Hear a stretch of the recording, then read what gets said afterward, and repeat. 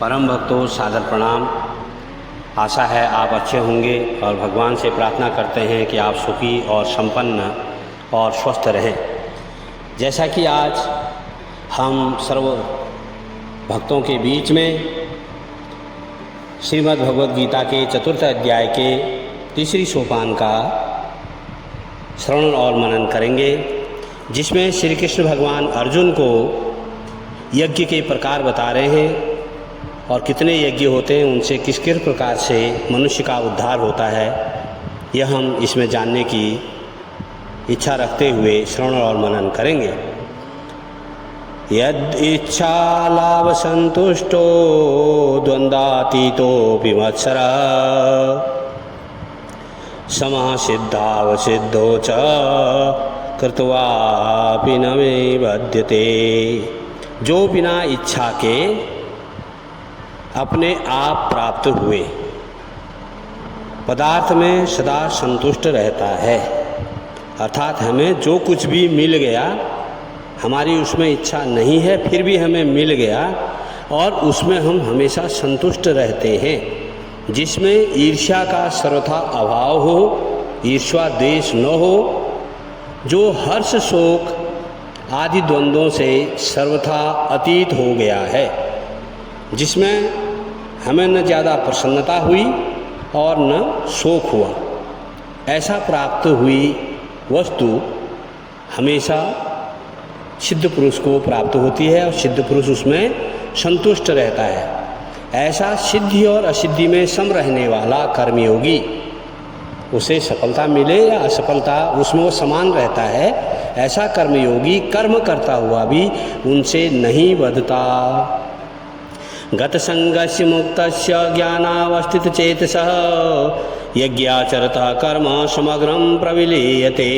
जिसकी आसक्ति सर्वथा नष्ट हो गई है, जो देहाभिमान और ममता से रहित हो गया है, जिसका चित्त निरंतर परमात्मा के ज्ञान में स्थित रहता है, ऐसा केवल यज्ञ संपादन के लिए कर्म करने वाले मनुष्य के संपूर्ण कर्म भली भांति विलीन हो जाते हैं। ब्रह्मार्पणं ब्रह्म हविब्रह्माग्नो ब्रह्मणाहुतं ब्रह्मैव तेन गंतव्यम ब्रह्म कर्म समाधिना।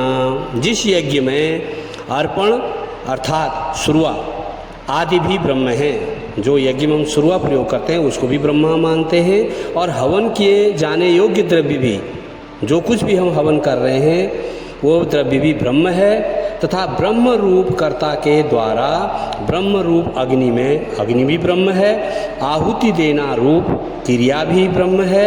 उस ब्रह्म कर्म में स्थित रहने वाले योगी द्वारा प्राप्त किए जाने योग्य फल भी ब्रह्म ही हैं। दैवमेवापरे यज्ञं योगिनः पर्युपासते ब्रह्मानंगावापरे यज्ञम यज्ञेन जुहति।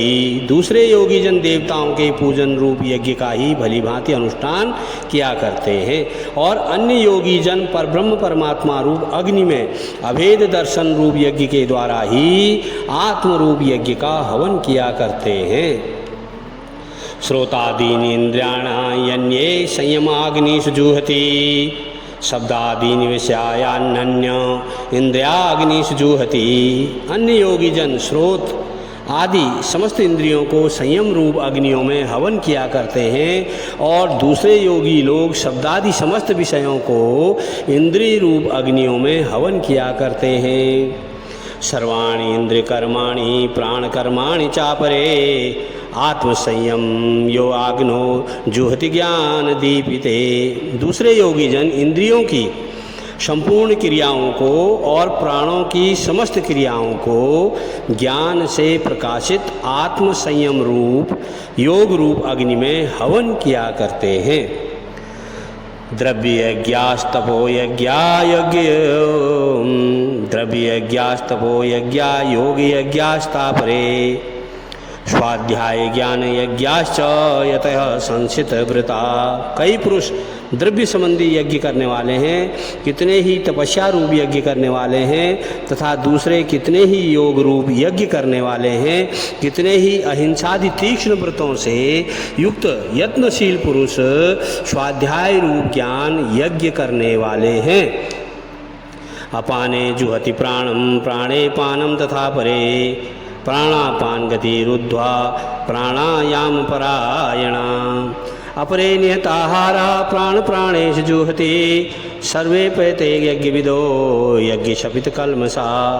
दूसरे कितने ही योगी जन अपान वायु में प्राण वायु को हवन करते हैं, वैसे ही अन्य योगी जन प्राण वायु में अपान वायु को हवन करते हैं, तथा अन्य कितने ही नियमित आहार करने वाले प्राणायाम परायण पुरुष प्राण और अपान की गति को रोककर प्राणों को प्राणों में ही हवन किया करते हैं।